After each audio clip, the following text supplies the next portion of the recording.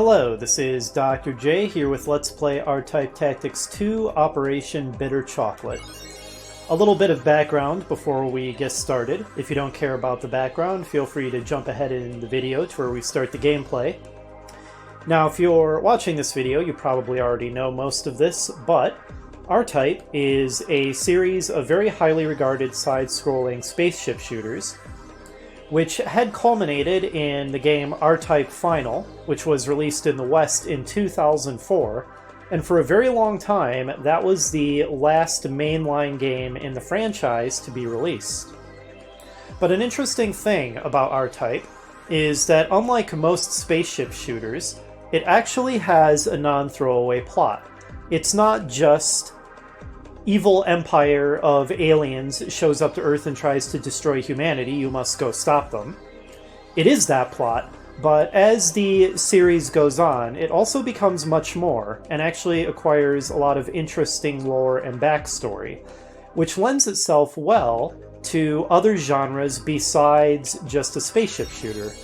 And so, although the line of shmups was on hiatus for a very long time, in 2008, the game R-Type Command, or rather in Japan it was called R-Type Tactics, but then when it was released to the West it became known as R-Type Command, and it was released in 2008, and it is actually a turn-based, grid-based space strategy game, which is really interesting for being played from a side view in order to be authentic to its franchise roots as a side-scrolling spaceship shooter. And I got the game when it came out and played it, and at the time I was kind of bad at it because I did not fully grok all of the idiosyncrasies and quirks of the gameplay mechanics back then. But despite not being particularly good at it, I did really like it and was interested in it. So I was kind of disappointed when in 2009 a sequel, R-Type Tactics 2 Operation Bitter Chocolate, was developed, which made a variety of improvements and additions to the formula of the first game, but was never released in the West. So I guess the first game must not have sold particularly well, since they decided to never localize the sequel. And all of those games were developed by IREM, the original R-Types and R-Type Tactics 1 and 2. After a while, IREM stopped making video games and started just focusing on, I think, like pachinko machines or whatever. However, several of the employees left the company and formed a new company called Grand Zella, named after the Rebel Army faction from this game, R-Type Tactics 2. And they released R-Type Final 2 in 2021. Never mind the hilarity of calling a game Final and then putting a bunch of sequels on it. I'm looking at you, Final Fantasy 5689. Regardless of that, it is nice that the series is now being revived by people who were involved with the creation of the originals. And now they're working on a remake of the R-Type Tactics games called R-Type Tactics 1 and 2 Cosmos. In honor of that, because a group of fan translators made a translation for R-Type Tactics 2 some years ago, I don't know exactly when, but because it had become available in English unofficially, in honor of the remake coming out, I had started recording a playthrough of the second game, which I had never played before up to that point, in late 2022. But I got hung up on a mission about 12 missions or so into the game, where you assault a big space fortress called Garrod. It felt like a big difficulty spike and a major wall, and I kept losing due to running out of time.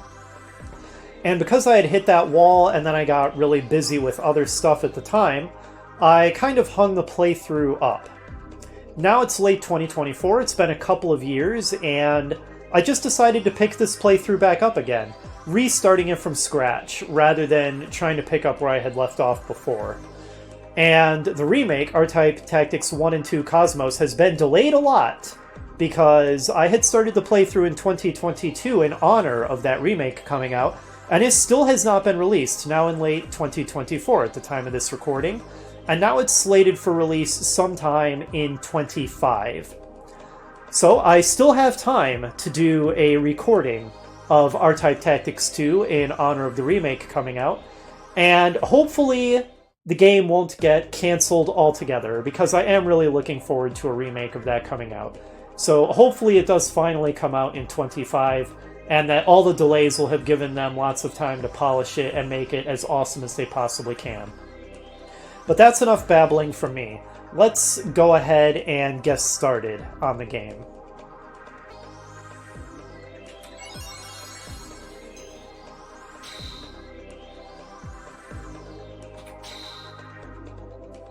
Now the first thing that we do is define the traits of our player avatar. So we are a fleet commander.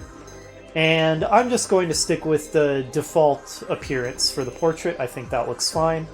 We get to choose a place of birth. We have a bunch of different choices here. We can be born in various cities on Earth. We can be born somewhere on the Moon, on Mars, on Jupiter, or out in the depths of space. Hard to believe someone was born out here.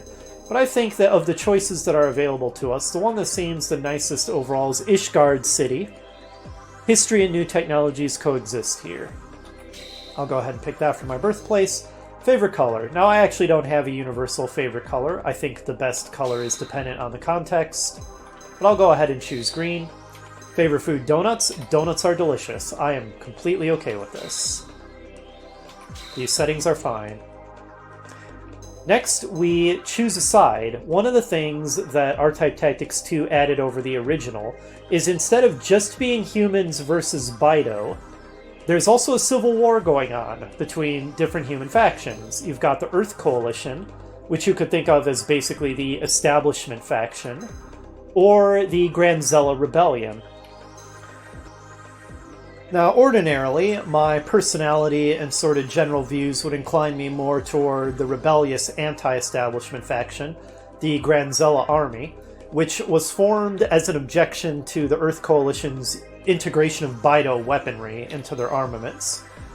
But in this case, I'm actually going to go with the Earth Coalition, for a very specific particular reason. The two campaigns are not actually drastically different from one another. Many of the missions are virtually identical. There's actually very few missions that are completely different from each other in both campaigns, at least from what I have seen. And there are some differences in the units that are available on the two sides. The biggest difference is that the Earth Coalition gets forces, and the Granzella Rebellion does not. But even with that difference, the two sides play fairly similarly. Which is to say that in general, gameplay-wise, there's not huge drastic differences between the two, and certainly it's not the case that you play a completely different campaign. So, what I am basing my decision to play as the Earth Coalition on might sound kind of silly, but it's this. One of the things that the sequel, R-Type Tactics 2, added over the original was that in the original, you never see a human being, ever. The only sense of any humanity or human connection you ever really get in the original R-Type Tactics is journal entries, which are written from the point of view of the player character, the commander of the fleet that you control in the game. And that's it. So in some ways, it really feels like a game very detached from, like I said, any sense of human connection. Kind of a very abstract war game where you basically spend all your time looking at your spaceships, the horrible alien monsters you're fighting, and the pretty space backgrounds. And I was fine with that. I don't think a game like this needs to have a deep human element in order to be a fun, satisfying game. But here in the sequel, they did add such a human element by giving you adjutants, who have portraits, and they will pop up on the screen and communicate with you at various points during the game. And that's a fun addition. I like that. And at least in this original version of the game that we are playing, in my opinion, the Earth Coalition gets adjutants that have better, more appealing character designs. Now, that seems less true from redone character designs that I have seen in development for the remake, where it seems like both sides get very nice, appealing character designs for their adjutants. But here in the original game, I do like the Earth Coalition ones better. And since there's not that much to distinguish the two factions from each other, that is the basis that I'm using for my decision to play as the Earth Coalition, as silly as that may seem. And then, if they ever actually do release the remake, and I do another playthrough of the game to play through the remake, maybe at that time I will play through as the Grand Zella Rebellion, so we can experience the story from their point of view as well. But for now, Earth Coalition it shall be. Now we get to choose our name. I am Dr. J, but that would sound kind of strange for a commander name, Admiral Dr. J, so I'm going to go with something different. I'm going to give myself the name Wheeler, and I'm going to spell it weird. I think ordinarily that would be spelled like W-E-I-L-E-R or something like that. But I'm going to spell it out very literally, like it's the word. So I'm going to go with... And excuse me while I fumble with the menu a little bit here. One of the quirks of how I'm playing this is it is a Japanese game, which means that circle is the confirm button. But I'm playing it in an emulator that is Western configured, which means that X is going to be the confirm button in the system menus, while circle will be the confirm button in the game menus, and that might throw me off here and there. But there we are, Admiral Wheeler. Now, after all that preamble, we're finally getting closer to being able to play the main game, but I do want to fiddle around with the options a bit first. BGM, we certainly want to leave on. Combat FMV, I think having as full will be good, but let's not play it every single time. Let's go ahead and have it play at random, so we'll set it to random full screen, and Command FMV will likewise set to play randomly in a window. I'm going to turn the hex frames on so that I can see the divisions of the cells a little better on the maps. I'll leave those at their defaults. I'm certainly going to leave the officer picture and voice on, considering the entire reason I'm going with the Earth Coalition is I like their adjutants better. It would be kind of silly to then disable the adjutants. And rather than having the same screen for the title and load screen, let's change the load screen here. There we go. Looks awesome. We do not have a whole lot of choices at the moment. And the rest of this stuff we will leave at its defaults. Looks good.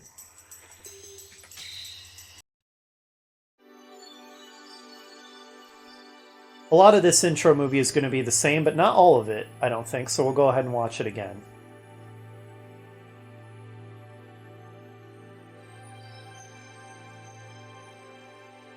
地球連合艦隊少将がバイド討伐のため太陽系を出てから数年が経過していた。新たに太陽系に流入する凶悪な戦闘生命体バイドの数はここ数年で激減した。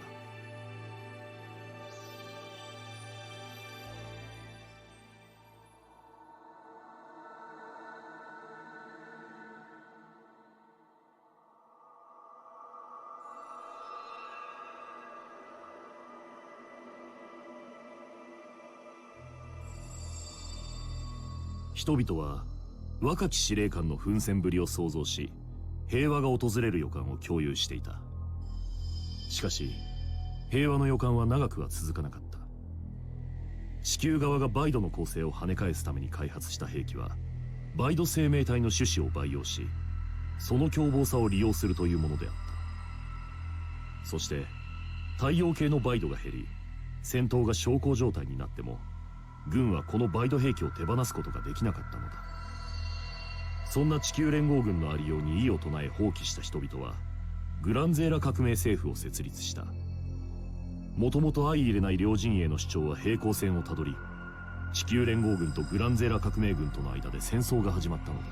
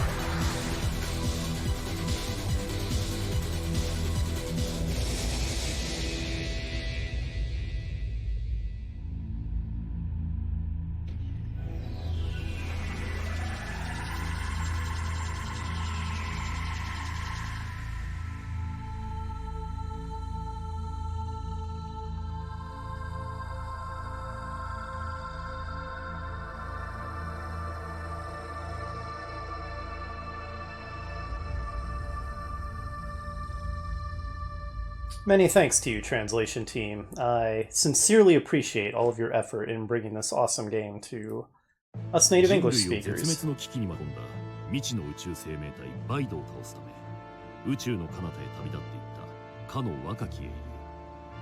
彼は凶悪かつ強大なバイドの群れをわずかな兵力で撃破し続け大量系から駆逐していった。Okay, so here we get the narrative told to us through sort of journal entries told from the point of view of our player avatar, the Admiral, much like in the original. And they're voice acted, and the voice acting is pretty well done, but for the sake of immersion, and because I'm pretty sure that very few people watching this video would understand Japanese very well, I'm going to go ahead and turn the voices off, and I'm going to go ahead and read them myself. So, one thing to note about the original, and spoiler alert for R-Type Tactics, the original, the Admiral in that game fought off the Bido and then pursued them into their home dimension, to their home world, and there, unfortunately, got absorbed by the Bido core and turned into a Bido, and then turned around and attacked the very Earth forces that you had spent the first campaign saving now as a Bido fleet. And also being very confused the entire time, because apparently when you turn into a Bido, you don't entirely understand that that has happened to you. So the Admiral and presumably his crew were all very baffled as to why they were fighting the Earth forces when they were making their way back to Earth. However, judging from this journal entry here, it appears that it is not common knowledge that the heroic Admiral who saved Earth from the Bido then got turned into a Bido himself, and he is just regarded as a hero. And clearly our player avatar here doesn't know that that happened, so I'm going to say that his success became legendary on Earth through numerous stories, and that I admire him deeply, because as far as I know, he just saved the world. I want to protect Earth like he did. So I entered military academy to join the Navy. Even though the Bido were mostly gone from the solar system, a new enemy of the Earth Coalition appeared instead, the Granzella Rebellion. So it was not a mysterious alien life form, but other people, a part of the human race. So as soon as humanity managed to fight off the Bido that were threatening to destroy everyone, we then immediately turned on ourselves and started fighting ourselves again. Depressingly realistic.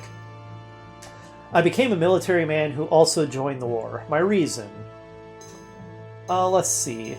I guess I'll say to protect the peace of mankind. I fight to protect the peace of mankind. From this point on, in between missions, I'll start logging the battles of me and my crew. I mean, I guess it might sound kind of contradictory to fight for peace, but sometimes to have peace in the future, you must fight in the present.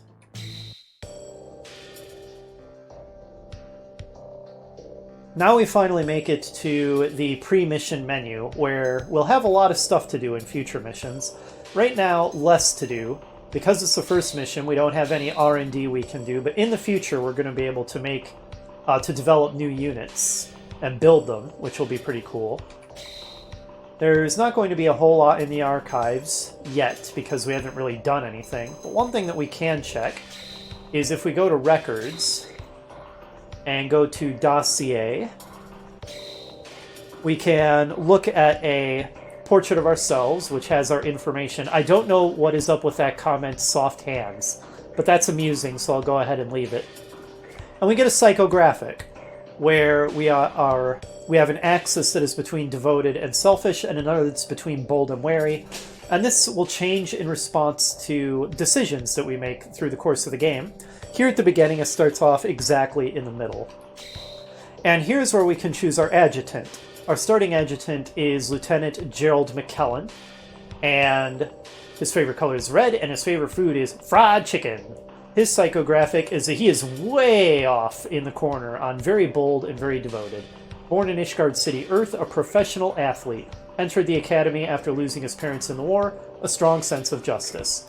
And as the game goes on, we'll get additional adjutants so that we'll be able to choose which one we want. Right now, Lieutenant McKellen is the only one we have. We can also change art styles. The default is what you might call kind of a pseudo-realistic anime style. We can change it to a more cartoony anime style if we like, but I like the default, so I'll leave it as that. And apparently you gain the ability to unlock a third art style at some point. I'm not sure how you do that or what the third art style looks like. But maybe we'll find out in this playthrough. For the time being, let's see, profile does not look particularly different from dossier.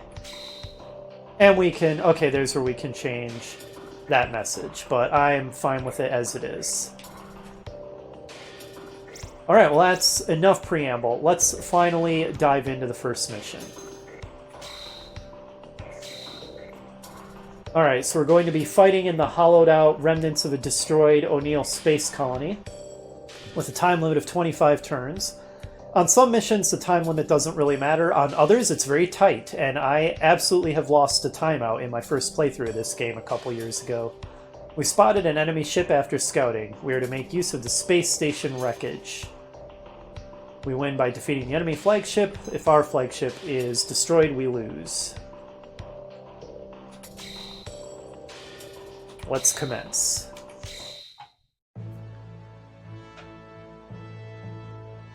Upon returning from a recon mission, we just now came across the wreckage of a space base orbiting the moon.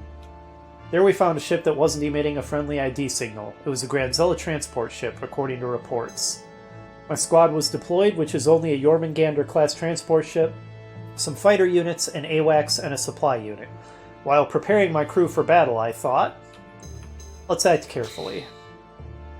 I thought it best to act carefully. The enemy ship is now within fighting range. The battle draws near, and the crew is awaiting my commands.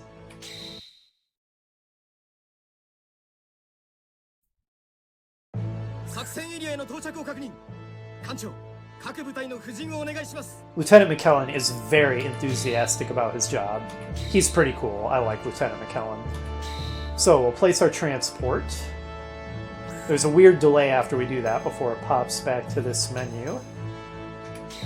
Place one of our fighter squadrons. And because we are playing as the Earth Coalition, we get forces. So I'm going to place a force along with one of my fighters so that we can attach it, and that will give it access to more powerful weapons. You can also have the force act as an independent unit, in which case it can do a powerful force ram. So it's an interesting tactical question whether it's better to attach it to a fighter squadron or separate it. Actually, hang on. I think that I want to put my AWACS there. You will see me fumbling with the menus a bit. I do find the menus a little bit cumbersome at times. I'll get faster and better at them as we get through the playthrough, but for the time being, since it's been a couple years since I played this, I'm going to be a little rusty, fumble a bit. Alright, now we're out of space, but we can store several units in our Jormungandr-class transport. So I'm going to put our POW armor, which is our resupply unit, because our units do have limited fuel and ammo in this game. I'm going to place it in the carrier. And we will designate the Jormungandr as our flagship because we have no other options. The transports are better than you might think, especially when you have really limited space.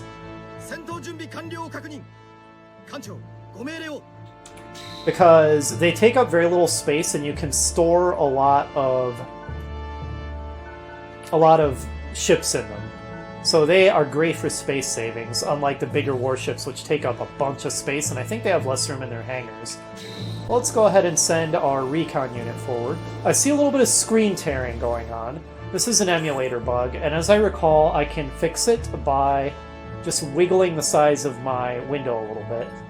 And then in my recording software, I'll go ahead and set it back to fit to screen. There we go.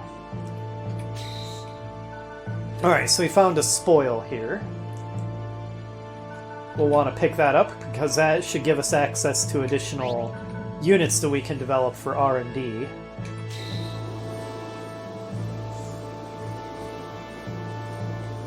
You know, the PlayStation Portable was actually quite a capable little system. These are very respectable graphics.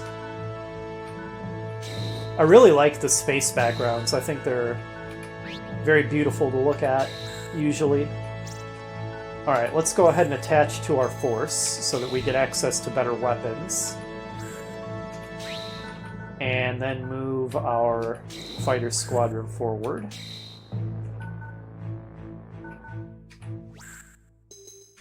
And we'll deploy our POW armor. The POW armors are kind of adorable looking. And I think you can just resupply infinitely, so there's never really a reason not to do it. Donk. I love how you get animations for even trivial little actions like doing resupplies. If we start to see a particular animation over and over again and start to get tired of it, we'll go ahead and start skipping them.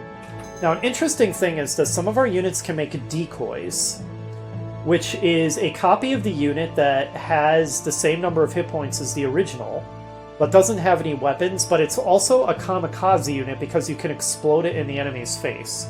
It's really interesting, but I don't think that we would be very likely to be able to get our transport's decoy in to do anything. There's not really enough room to move around, and it would just get in the way. So I'm not going to bother making decoy the transport in this fight. I'm probably going to have my POW armor make a decoy, though. The Granzella Rebellion gets a pretty groovin' electronica-sounding space theme. The Earth Coalition's theme is much more majestic sounding, and very orchestral. Let's go ahead and fly through those spoils so we can pick them up.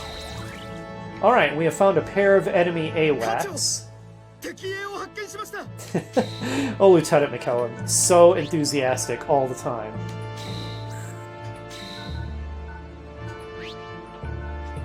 Like most grid-based strategy games, there are different terrain types with different attributes, and in this mission, the debris zones slow us down, but also provide defense if you stop in them. So we're going to want to try to make good use of those. Speaking of which, if we go to, I think, the mission menu, we can call our XO and see if they have any advice to give us. And in this case, he's basically telling us what I just mentioned, which is that will be good for us to stop our units within the debris. I'm going to get my POW armor a little closer, and then I'll have it make a decoy, because it's much smaller, so we might be able to have it get the decoy in and blow it up in the enemy's face and maybe accomplish some good things that way. I could try to do a fancy flanking maneuver by sending this fighter squadron up above, but I don't know if that would work out particularly well. So I'm going to send them through the middle. Especially because they're the unit that has the force, so they're the ones who will be able to do real damage, so we don't want them out of the fight. I also am going to keep my transport relatively close so that we can retreat units into it to get them repaired.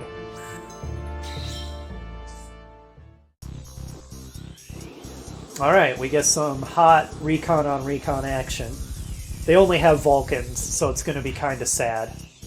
Awesome, our squadron managed to dodge it completely.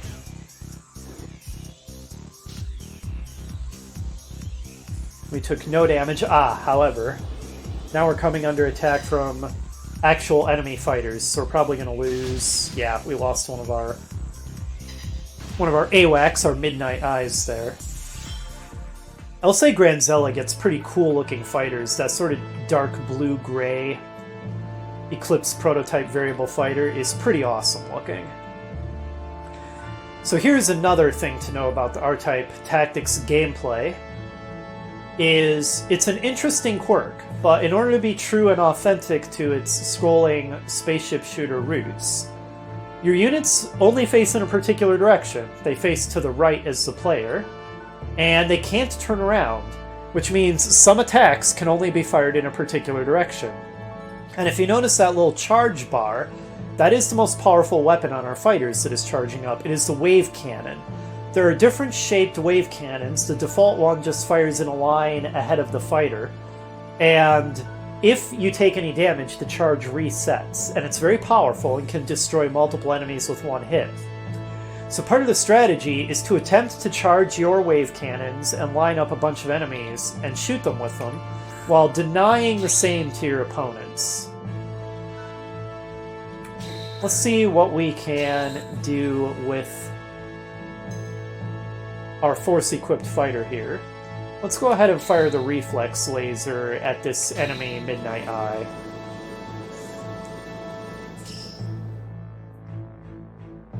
I have no idea how they managed to make the laser do that, but it looks darn cool.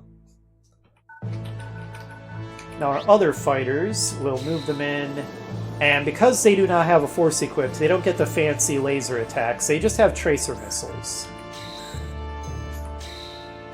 Which should still be reasonably effective against the Midnight Eyes. They will be less effective against the enemy fighters, because the fighters will be able to shoot down our tracer missiles with their own. So tracer missiles are a great defense against themselves. And we're not going to be able to accomplish a whole lot against the enemy fighters with our fighters that don't have forces equipped.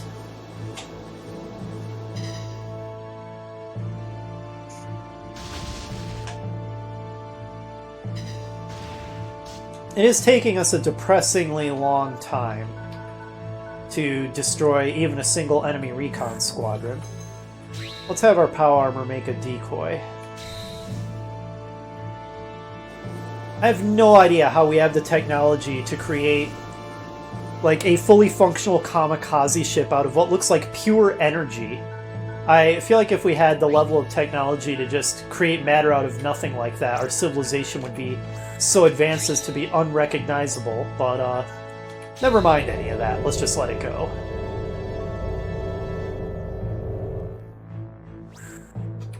Like I said, we're going to keep our transport ship close at hand so we can pull back damaged units to repair them. I think I might keep my recon unit where it is. Maybe not, though. Because I don't necessarily want to get it destroyed. Recon units are really important. Being able to scout ahead is really important in this game. And have good vision. Yeah, let's pull it back.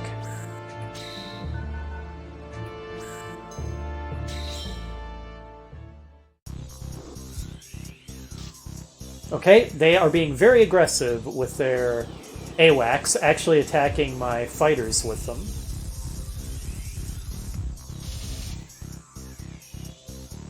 Not really getting much done because the Vulcan is just a pea shooter.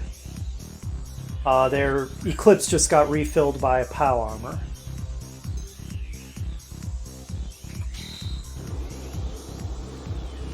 Now we actually have some fighters attacking each other. Let's see how many other missiles we can shoot down with our... Oh, we're not shooting down the missiles, we're counterattacking with our reflex laser.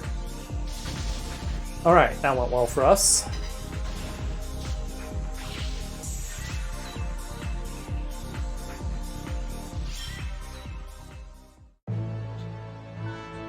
Both of us ended up having our charges reset. However, we do have one fighter with its wave cannon charged up. So what I'd really like to do is get this fighter squadron out of the way so I can move the other one in and fire its wave cannon. To that end, I'm going to move my transport back a space. Move this squadron back a space. Let's shoot the anti-air laser just for variety. See what it looks like. Okay. I do not know why our lasers are these right angle zigzags and these sine waves, but it looks awesome, so let's not question it. And now we fire our wave cannon. Utter devastation. That was a great demonstration of how powerful the wave cannons are and how important it is to try to charge them up. Let's see. Let's move this fighter squadron up to here and see if we can finish off the remaining enemy recon squadron with our tracer missiles.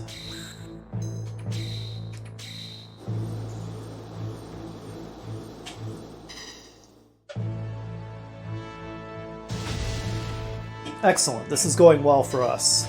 We've destroyed 3 enemy squadrons and taken very little damage ourselves. Let's have the decoy start moving in. See if we'll be able to get it into a position to explode in the enemy's face. And move our Midnight Eyes forward for more vision.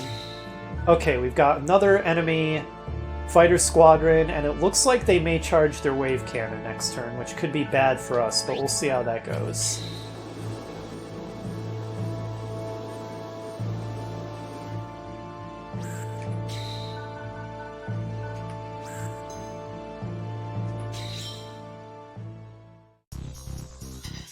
Oh wow, multiple enemy squadrons. They're not firing their wave cannons, which is good. Okay, our scout group is really beaten up now. And what I desperately want to do is reset the enemy's charge, because you've seen how devastating the wave cannons are now. We don't want them doing that to us. We want to be doing that to them. Alright, so even though we didn't destroy any of them with that shot, it was still completely worth it to reset their charge. And we'll do the same here. Good. I'm not too scared of them as long as their wave cannons aren't ready to go.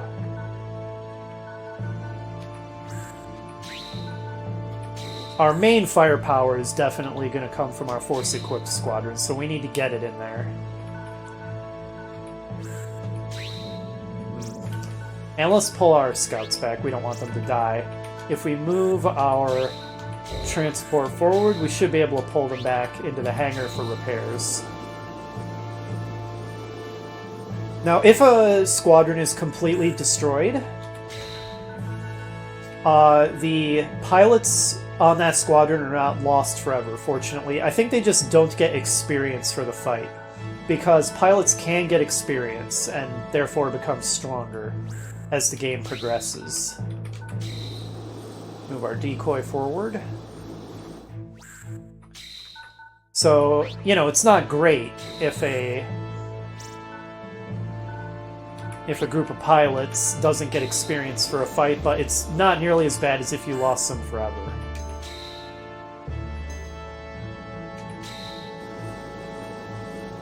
Donk.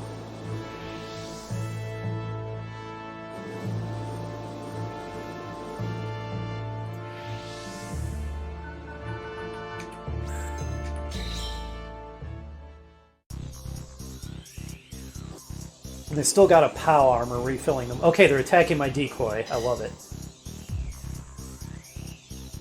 I don't even care if they destroy the decoy. I mean, it would be even better if I get it in their face and detonate it, but if they waste shots on it instead of my real units, that's all upside for me. They have a pretty cool-looking XPS laser. So their default fighter squadrons have better weapons than ours, due to the fact that they don't have forces.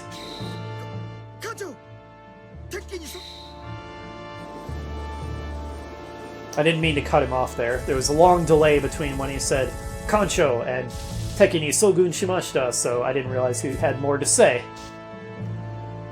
Did not mean to interrupt you, Lieutenant McKellen. That was quite rude.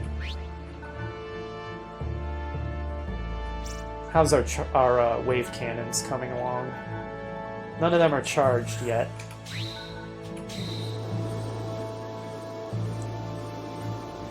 Let's move our force squadron forward and see what we can do with them. We can fire the search laser. Let's go ahead and do that then. Some of their attacks have weird shapes, but I think the search laser is the most powerful, and we haven't seen it yet.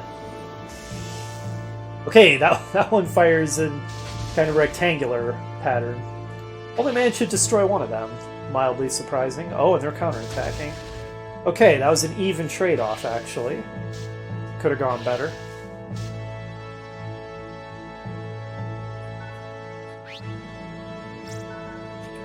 Let's figure out what we want to do in terms of positioning. I really want to try to hit them from outside the range of their counterattacks, because their XPS laser is better than our tracer missiles. I think that's outside their counter range. Yeah, it is, and we nearly destroyed them, so that's excellent. We should be able to finish them off with this squadron.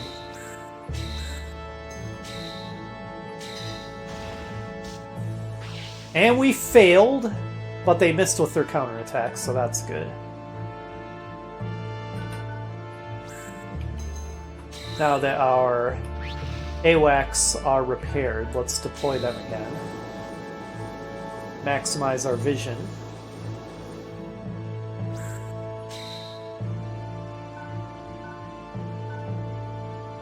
You know what I might do? Famous last words, but I think I'm very unlikely to run out of fuel or ammo on this tiny map.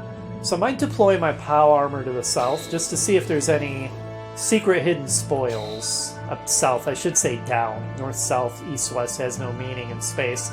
But I think I'll deploy it under the colony to see if there's anything hidden under there, any secrets.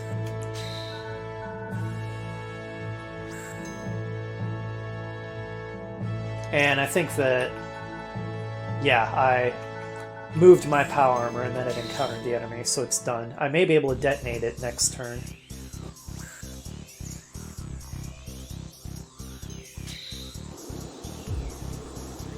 They're really going for my force squadron, which makes sense. It is the most powerful one, thanks to the attached forces.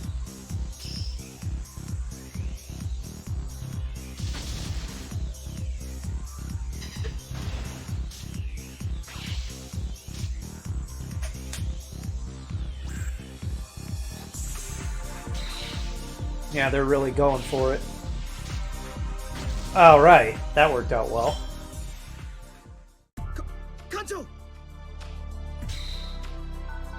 Well, I like this theme. I do think the R-Type Tactics game has, games, plural, have really good music. It's, in some ways, maybe kind of low-key, so it's not necessarily the first thing someone thinks of when they think of great OSTs, but I actually think the music in these games is really good. It's very atmospheric and well done, and I really like this theme. Let's detach our force. And then move back for repairs.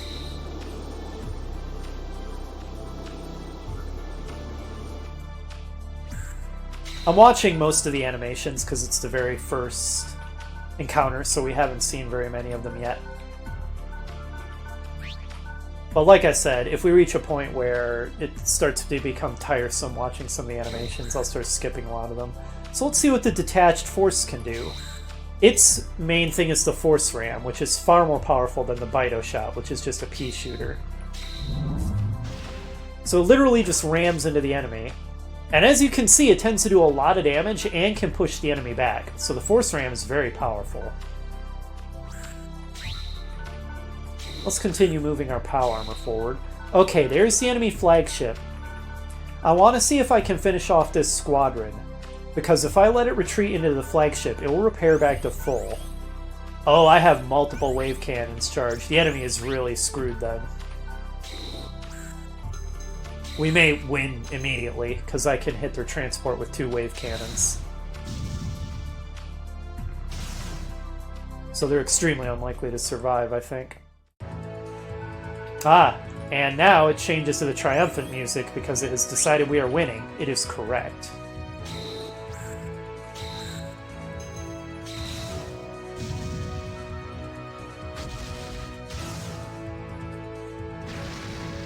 Victory to us.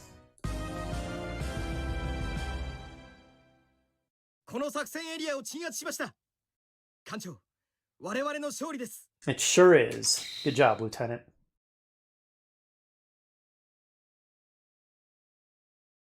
The enemy's flagship was a Jormungandr Custom. I wonder what's custom about it. There's the spoils. We got the drifting box that will allow us to develop new weaponry. The transport ship had been defeated. It was an armed hostile transport ship affiliated with the Granzella Rebellion. After handing in our report, orders came to join exercises near Earth's space station. Sure, I'll save my progress. That one is my original playthrough from, like I said, late 2022. I see no reason to overwrite it, even though I probably won't be using it again, but you never know. And this was a practice recording that I did yesterday.